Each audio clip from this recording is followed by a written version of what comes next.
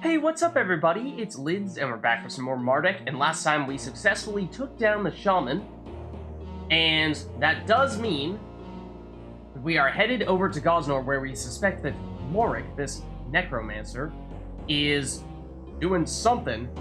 Now, granted, we did double back here a bit and find our way over to where previously we fought the Shaman and get the Geo Jacket, which, as I was saying before, very powerful item. Highly recommended, if you haven't gotten it yet, that you do that. And if you had any trouble with that fight or with the World Saviors fight, I also recommend that you try swapping out your fourth party member. We use Zach.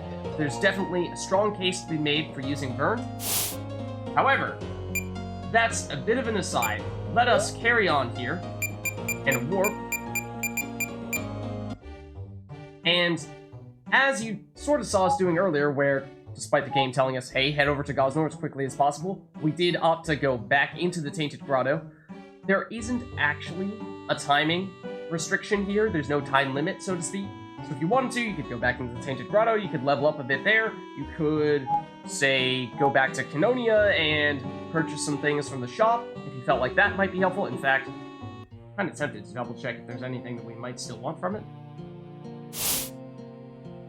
So we have picked up an Iron Sword, have we? This would be an upgrade for Mardek. And I'm not seeing one on him right now. So we actually, I don't believe, have one of these. That might be a worthwhile pickup.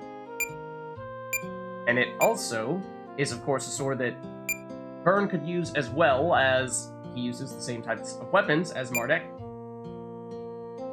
As for the copper breastplate, we've gotten a fair share of breastplates at this point in time. It is a slightly better version than the chainmail that Mardek and Dugan started off with. Granted, it's not terribly significant, because it has the same defensive reactions as that chainmail. However, the breastplate has even more defense and does have the Soak 20 reaction, which Dugan is currently getting, or at least starting to learn, from Zach's initial armor. However, we can only have one person using that at a time. So if we were to, say, purchase this breastplate, then we could also have Mardek working on that simultaneously, and not have so much of a tug-of-war over Zach's spiked hide armor. So I think that is a little tempting. It is quite expensive. It is 1,000 coins, and the sword is 600, so it will collectively take over half of our coins right now. But I think, let's give it a shot. As we've seen in the past, there is certainly the chance that we might find that in our adventures we will happen across these items naturally. However, I think we'll take that risk on this occasion. And we see here, on the minimap, it's well, a dark cloud has passed over Gosnor. Something is happening. Evil may be afoot. As for the guard post here, these guys, we'll see if anything has changed. What? Zombies? No, I didn't see any zombies. Well, not many, anyway. Just a few. Well, a fair few, but I've seen more before. Honestly, I have. Honest. Stop looking at me like that. I'm doing my job. Gods, you're like my mother with those scathing eyes of withering judgment. As for this guard, some zombies passed through here a while ago. That was interesting. I'll have to write about it in my diary when I get home. Thanks, guys. Keep doing the good work. As for Gosnor itself, hello? What happened to everybody?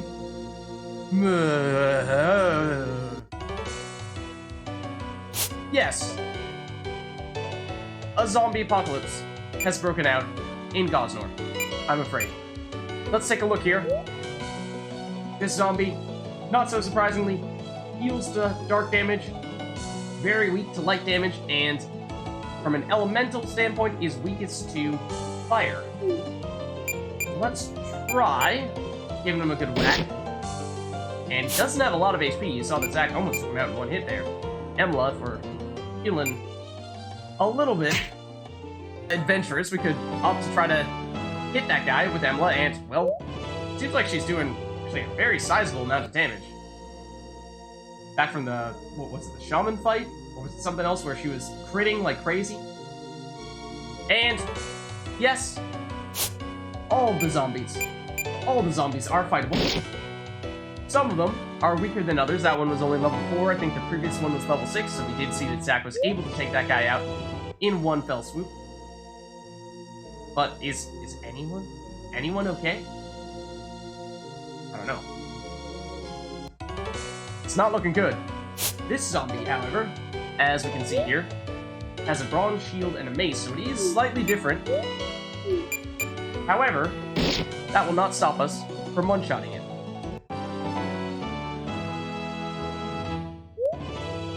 And we got a dead hand, which is, yeah, it's a crafting item.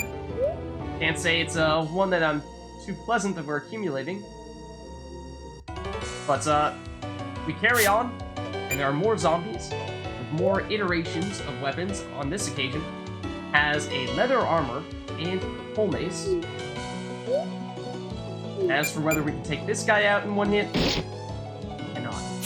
Unfortunate. However, Emla, the new melee juggernaut of the group, she's got things taken care of. And that is actually enough battles for Dugan to master additional MP. Does mean that theoretically we could opt to take this off of him because he has learned the passive skill that we were trying to get him to learn. As for whether there is someone else who could take it from him, I think Emla might be a good option here because I'm seeing that Emla does not need that minus 10% reaction anymore, and Dugan does. So that actually could be very helpful for Dugan. That being a physical minus 10% damage reduction. So Emla in some ways was actually tankier than Dugan for a little while there. And where did we put that lapis lily? There it is. Oh, hold on. There it is. As for other items and skills here, let's just double check real quick. Zack's still mastering the damage soak from the pickaxe pendant, and the silver pendant is mostly just a throw on here to give him some additional magic defense and a little bit of light resistance.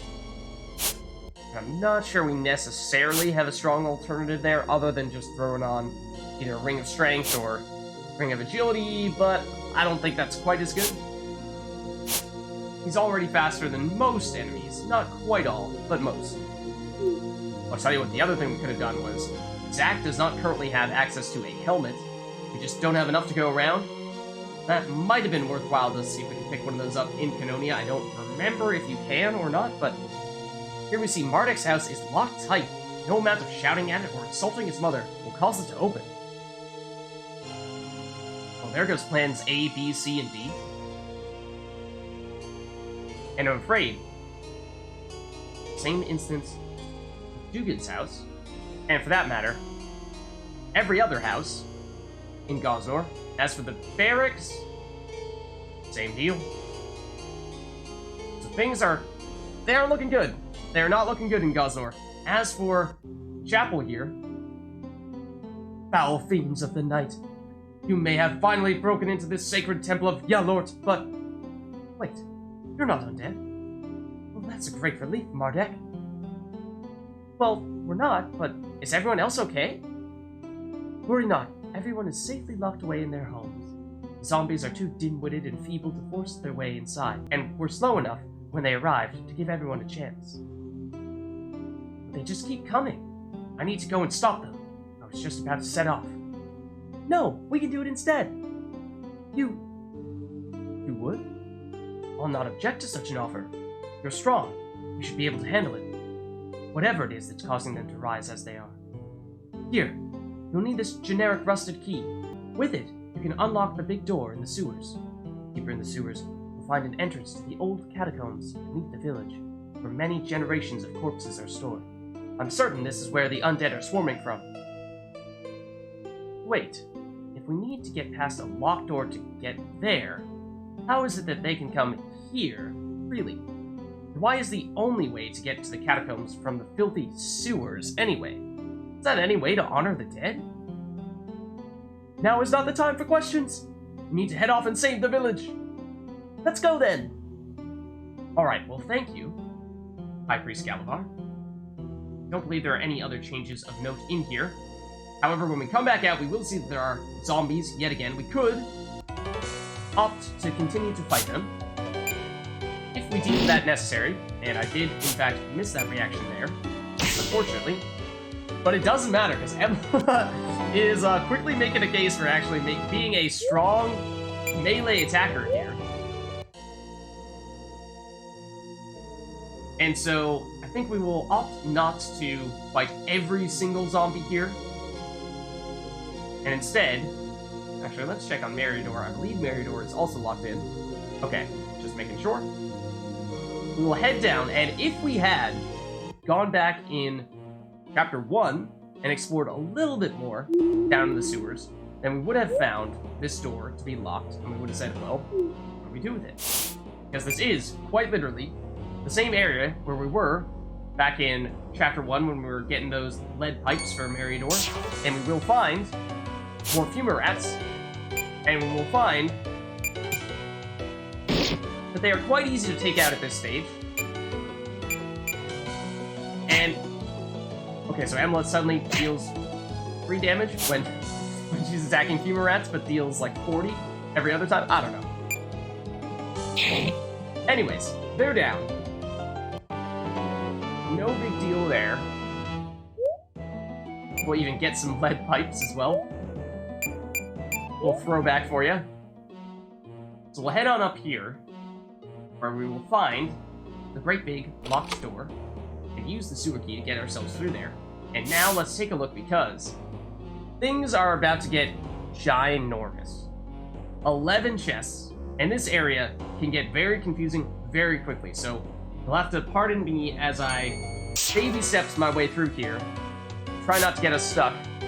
However, we'll see that once we do head through this door, we're going up against no more Fuma Rats, but instead more of these zombies, and now Pestilent as well, which is similar to the zombies, however, is actually Earth Elemental rather than Dark Elemental. So in this case, we see similarly heals from Dark, but also heals from Earth as well, and in this case actually is most weak to Air Elemental, along with still having the 50% Fire weakness as well.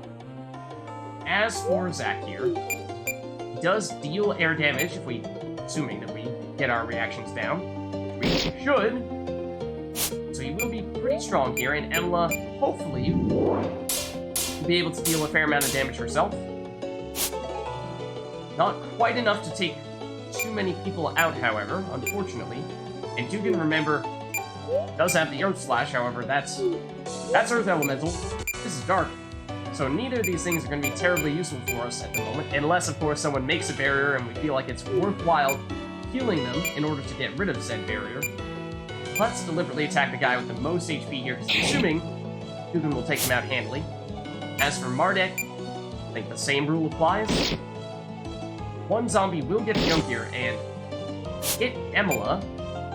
Not too much damage, but we want to be careful because it's certainly more damage than the Fuma Rats were dealing before, and as I was saying earlier, this is a very large area, and therefore could take a little while for us to make it through, and therefore we'll have lots of battles, and that damage will start to add up. Zombie Dust, another crafting item of some sort, and an odd one at that. So we'll head this way, and I have no recollection as to what the quote-unquote correct way to go is, or what the most efficient way to go is. What I'm gonna do is I'm gonna try to make a point, or I'm definitely gonna make a point, of making sure that we pick up all the chests. It is, however, a bit of a maze making our way through here. 6 potions is not bad. So, I think we keep on going this way? But I could be mistaken. Path continues on, and here we see, they may not be Fuma Rats, but they're similar. Miasmarine, basically a more powerful version of the Fuma Rats, level 6 rather than level 1. They're Dark Elemental rather than Earth Elemental, and, not so surprisingly, they will deal more damage, and this time they have weakness to both light and air, which does mean that Zack should be able to take them out, or at least deal a lot of damage to them with his attacks. Granted, they've already gone. If we're trying to deliberately attack the enemies that have not yet taken their turns, then, well, getting the Pestilent would have been top priority, and, well, now he's hanging on by 1 HP, unfortunately, so we will probably Lightning Bolt the group in that case. Actually, we should prioritize whichever element is best for the Miasmarines, not the Pestilence. However, I think in both cases, the answer is still air. It's not an issue there. Either way, we're going Lightning Bolt. Miasmarines don't have quite as much HP as those zombies did, so they're a little bit easier to take out. And that we shall.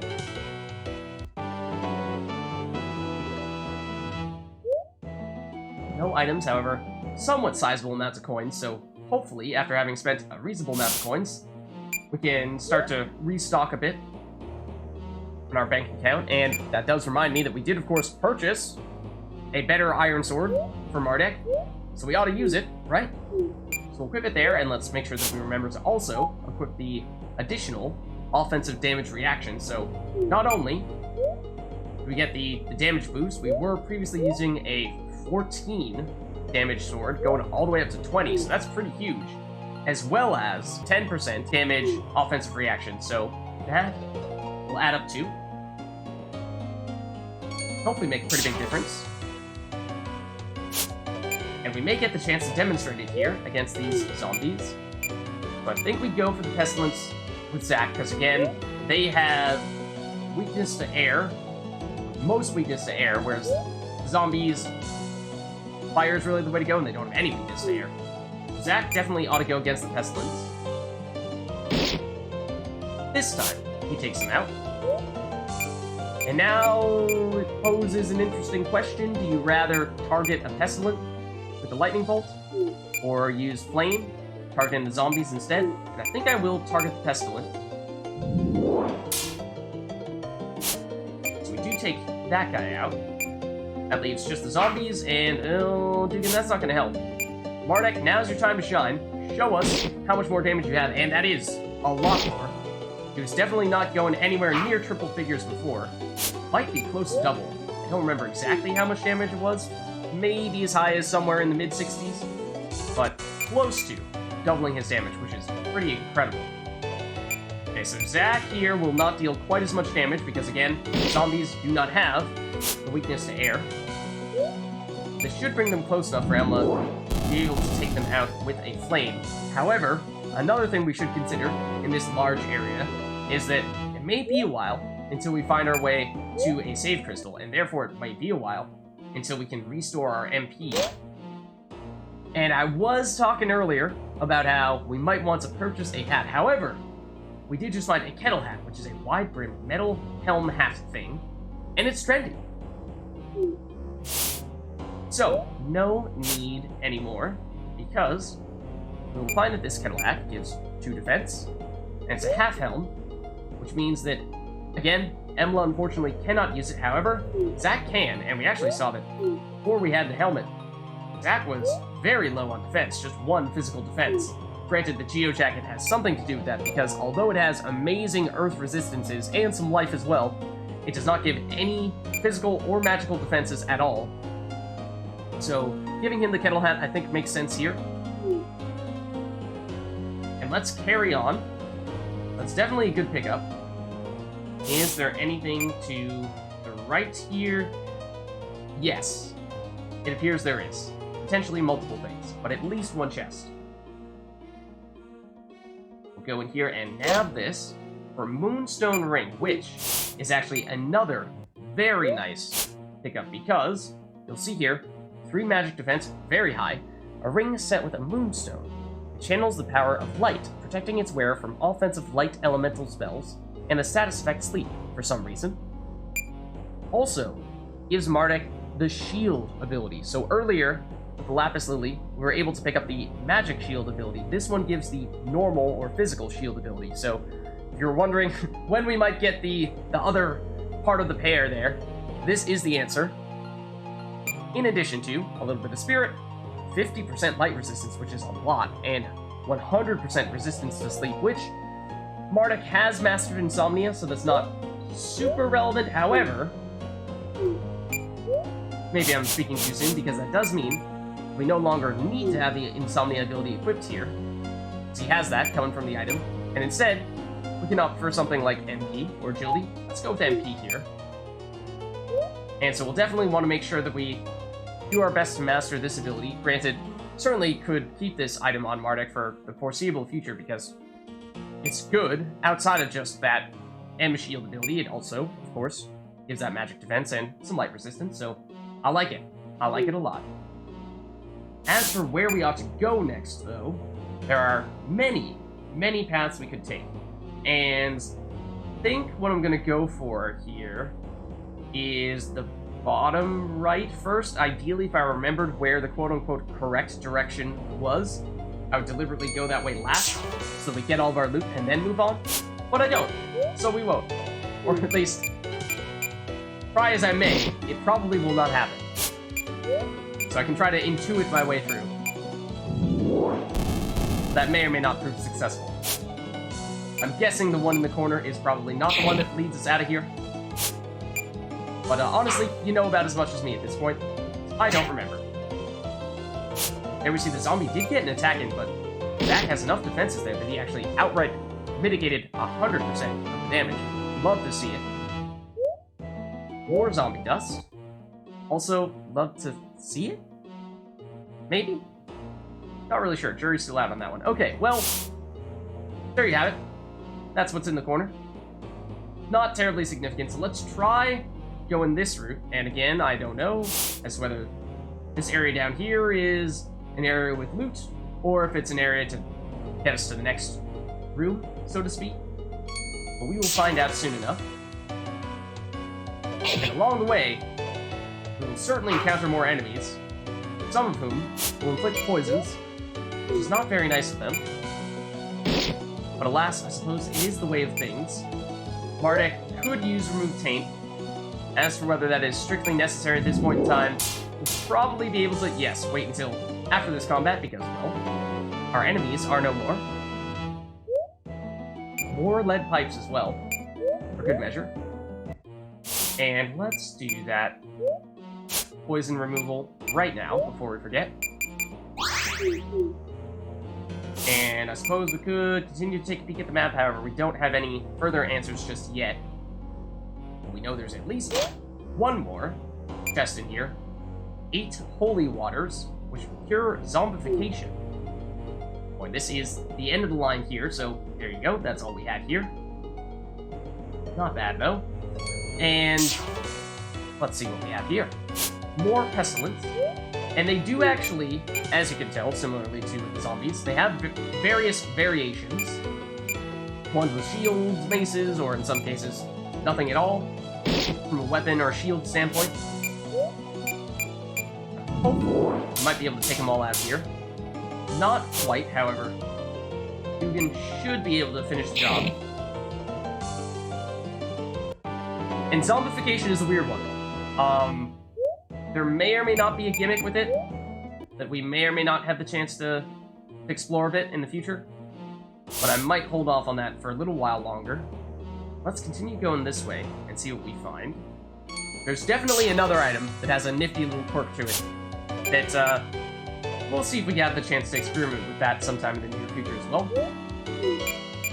Okay, so for Zach, let's take down the tankier of the two enemies, or at least attempt to.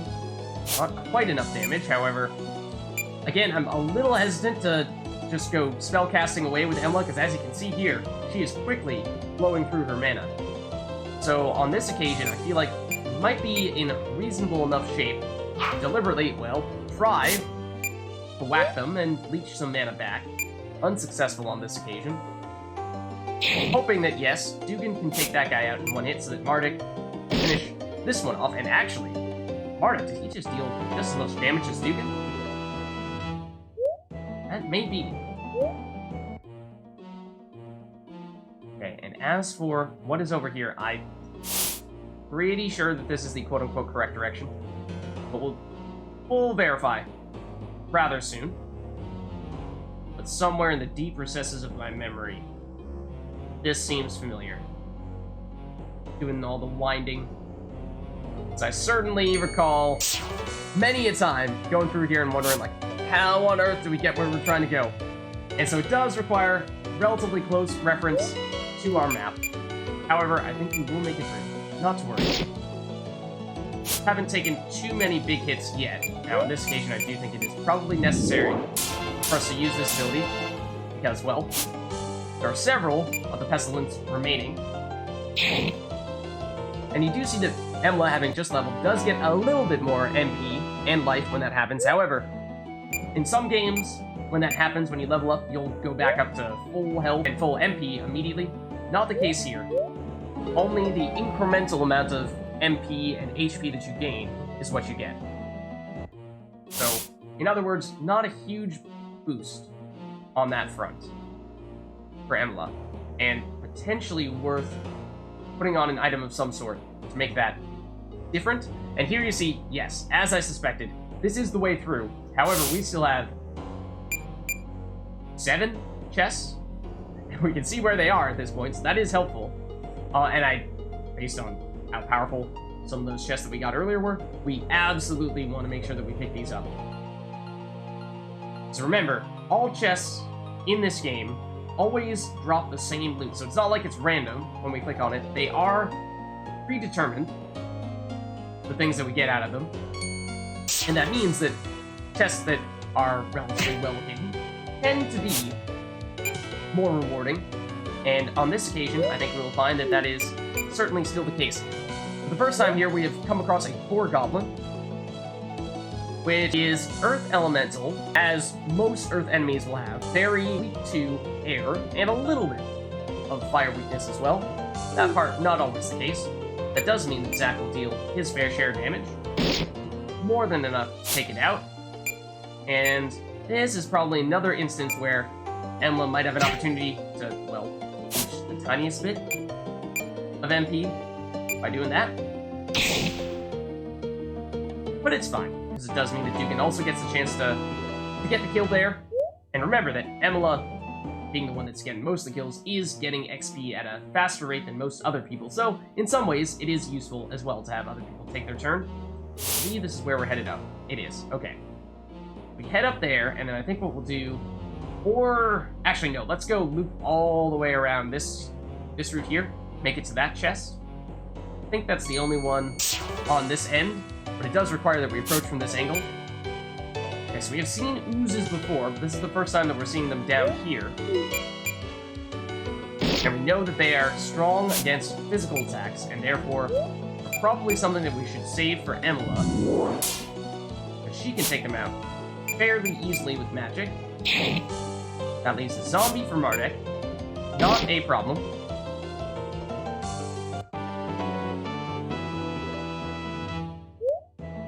And more dead hands. It's a real party now. Okay, so yes, we'll head this way, and up and around, and like I was saying before, generally speaking, the chests that are the most remote and hidden tend to be the most rewarding. More miasma marines here. They are potentially, in some ways, some of the most dangerous enemies we can run into here because they have the poison status effect.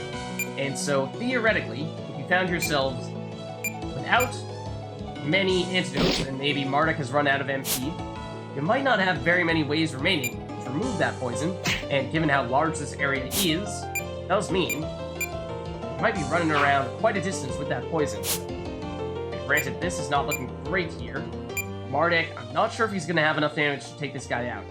He does. I'm sorry, Mardek. I didn't mean to question you or your abilities. I was mistaken. And so let's continue on this way, because when we get to the end here, we will find the chest, and in that chest, I believe we will find something that we will be very happy to have acquired, that being the Silver Sword. An ornate sword made of silver. It's magically imbued with the power of light and inflicts double damage on undead targets. So that is humongous, as you can probably imagine, in a location where we are expecting to have many, many undead enemies. Having access to a sword that is effective against undead, dealing double damage against undead, is fantastic. Granted, if you look at the number there, the sword icon next to Mardek, the attack value is actually slightly lower than the iron sword that we have here. However, of course, it more than makes up for it by having double damage against undead enemies. It does theoretically mean that this silver sword is a bit of a specialty sword that is most applicable to fighting zombies and other undead, and theoretically, once we are fighting other types of enemies, then we'd want to swap back over to something more like the iron sword that, in other circumstances, would deal higher damage. It does also have the Quarry Undead offensive reaction and the Disrupt Undead ability, which, if you recognize that icon there, that is an icon for Vern. So that is probably an indication here that we want to get Vern back in the party so that we can give him the silver sword. Mardek, I believe, can still learn that Undead Quarry. Did he learn the offensive reaction yet for this one? Let's double check. Oh, we did not equip it. Oh, my mistake. We certainly had the reaction points for it. So let's maybe master that with Mardek. Or how many? It takes 20 for the Undead Quarry. So we would like to put this on Vern long term, so that he has the opportunity to get that Disrupt Undead ability as well. I'm just wondering, will Mardek have this long enough to master Undead Quarry and then pass things over to Vern afterward? Or ought we leave the Iron Sword with Mardek and instead focus on mastering this plus 10% damage in the meantime? I think we go with the Silver Sword, at least for now. He may not make it all the way to mastering Undead Quarry in the meantime, but or at least until we get Vern back. And it increases damage by 50% against the undead. So, add that to the effectiveness against undead, and we will find that Mardek has suddenly come from being what was probably our weakest offensive character to arguably our strongest. As we will soon demonstrate, I'm sure. So I might deliberately make sure that we do not take anyone out with Emla, and we'll leech, finally, a significant amount of MP. Dugan, sure, you can take one of them out, yes. Let's just make sure we leave one for... Whoa, okay, my mistake. Did not finish one off. Mardek, could you please take care of this one? Yeah, 523 damage, not bad. And there we have our first indication of, yes, actually these undead, surprise, surprise, can use some spells. Both the zombies and the pestilence can do it.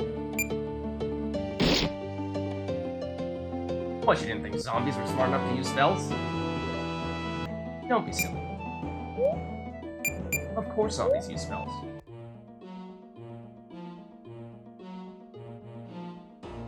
So we'll make our way back here. And it does, of course, mean that we'll have to loop around quite a bit. We have gotten what we came for. At least this little subsection.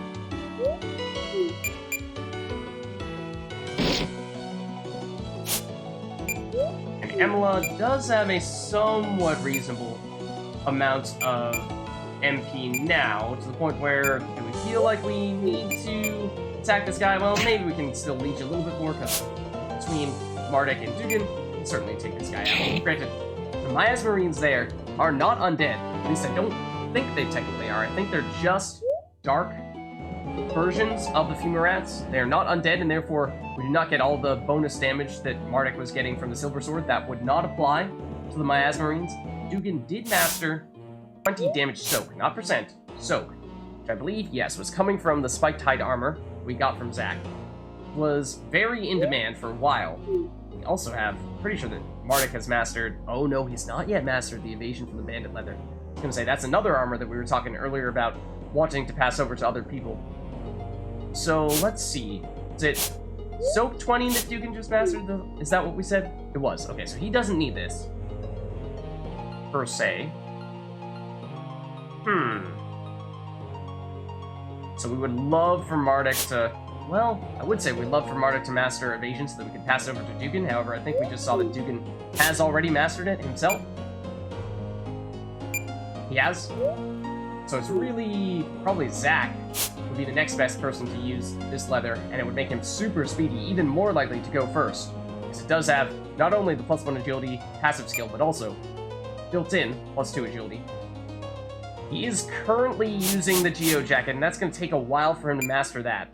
In fact, he doesn't even have the level, the RP to do it. As we saw previously, I think he has since leveled, so now it is possible. Oh no, it is not yet possible. He still needs one more level. He's close. It is not yet there, so truth be told, it's not really the best item to be putting on Zack at the moment. We would really rather Dugan have it, and maybe for the time being, because Zack go back to his own chestplate, he may find that helpful. No, he's already mastered that. What about... That also is the same damage soak ability. Minus 20% damage, that's also on this.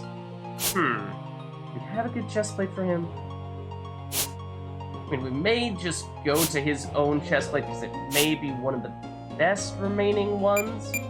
Has 3 defense. Well, I suppose in that case, if it's only the 3 defense, then the breastplate is 1 defense better. So we might as well use that instead. Okay. So we can make that happen, and then I think Mardek may also want to swap over to Zack's armor once he is done with the bandit leather. We can figure out the other pieces of that puzzle once we get more people done with their reactions. There you see.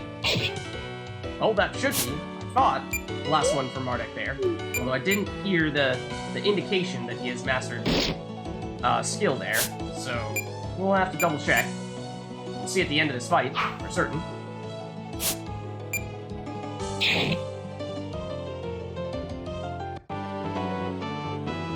Will Mardek have mastered his defensive reaction? He has not. Zack has. Honestly, didn't even remember that Zack was trying to master damage soak here, but apparently he was. So he is now done with this amulet, the pickaxe pendant we got earlier, and Emla is done with it as well. Dugan, I think, is too. Mardek is also done with it, so theoretically, it is still providing 1 defense and 1 strength, so it is, in some ways, it basically just is an objectively better version of the copper ring. So that might be reason to swap it out for what Mardek was previously using. Do we have something else that is better for Zack to swap in that location? From an accessory standpoint, I'm not necessarily sure that we do, and in fact, I think it is still better to put the pickaxe pendant on Zack because the strength will be more helpful for Zack, being a more offensively oriented character. Mardek, I know we're just saying with the silver sword he's dealing a lot of damage now, however, bear in mind, he will still be first and foremost our healer, and once we do get Vern back, we will want to give that sword to Vern. But it's more of a short-term thing that Mardek is being the DPS, rather than a long-term thing. And as for how to get over to the other loot at this point, I think the answer is go up here, loop back up nearby where we came in, and then we go to the left, and everything else should be over there. So this is, again, where the maze starts to take its toll a bit. Go here. I think we're on our way. As for whether Mardek will actually master his defensive reactions, we can only hope. Meanwhile, Zack will just continue to take down everyone who has weakness to air. And on this occasion, I think maybe we've done enough with Emla from an MP standpoint to feel fairly confident. Well, she was going to take people out. Maybe not that time, though. Maybe I said that a little preemptively. And as you're going to see here, I think, like I was speculating before, that Mardek is not going to deal 400 damage or something of that sort that he was dealing against the undead. I think it's going to be considerably less than that because I don't believe the miasma ring counts as undead, and we should be able to check as well. If we click on it here, it will say beast. Would rather than beast, it would say undead if it were undead. Surprise, surprise. Still a lot of damage because it is a light elemental attack against a dark elemental enemy, so still getting the bonus there. It's not quite as powerful as those attacks against the zombies. Let's continue heading up here. And okay, it's this one. Then it'll be north first, then left. Combining cardinal directions with left and right, classic. Okay, so remember, we want to take out the slime with Emila, which leaves the zombies for Zach here. And just to confirm, see, it does say undead here, whereas for the ooze, well, apparently ooze is its own category. Of course. Of course it is. What am I saying? Why would I question such a thing? Okay, and now for Dugan. Let's take out the zombie, or at least try to, and, well, I'm not going to prove terribly successful, unfortunately. There you see the 500 plus damage. And I didn't actually catch the name of that ability that the Pestilence used there, but also some attacks of special varieties. Not just spells from those guys, so they can mix it up a bit. So we'll carry on. And we go north here, if I'm not mistaken. Yeah, north and then west is where we'll get the last of our loot. If I remember correctly, slash, if I am reading between the lines here with some of the map blacked out, because we have not yet explored it. And there you actually saw, I believe, Miasmarine tried to attack Dugan with an Earth Elemental attack. And remember, we put on the Geo Jacket on Dugan, and so he does have over 100% resistance. He does heal when he takes Earth hits. And we might also need to put on his passive ability to learn a further 50% Earth resistance. I'd have to double check. And because Dugan is an Earth Elemental character to begin with, he also has 20% Earth resistance on top of that. So if we're looking to maximize the Earth resistance, Dugan is the character to do that with. Okay, and Zach, however, here, I suppose we can take out the core goblin. Knowing that Mardek will be most effective against the Miasmarines because they are dark. And Dugan finish this guy off. He can this time, and no Mardek should have enough damage to do this. So no problem. Zach is poisoned. We will take care of that in short order, though. With that antidote? Nah, well, I suppose so. Could, of course, use Mardek's remove taint ability, but like I was saying before, this is a large enough area that I'm a little concerned about us blowing through all of our MP. And, well, there are some more antidotes to resupply. And I believe there was a way down over here as well. And this should be the location with the remainder of our loot. And this is not going to be an enemy that we can do much against, because, well, too much defense. This is what we need to make sure we save some MP for on Emila, because otherwise, if we can't do that, things are going to get tricky.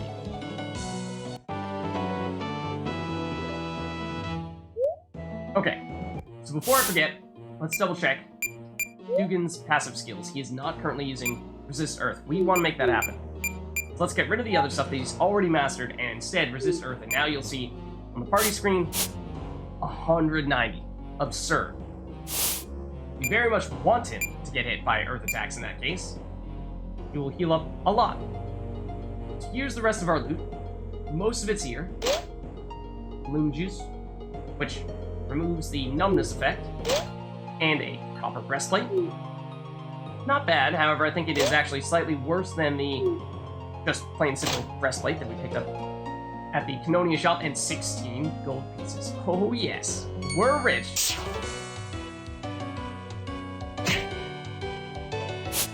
And the Miasmarine is, of course, still faster than us, so we'll get the first hit here. Not a problem, though. Not enough enemies here for us to be terribly concerned. In fact, Mardek doesn't even need to go. And by comparison, that gave us 100 gold pieces. So yeah, even just these random battles doing a lot more for us than that last chestplate did. Or chestplate, I should say.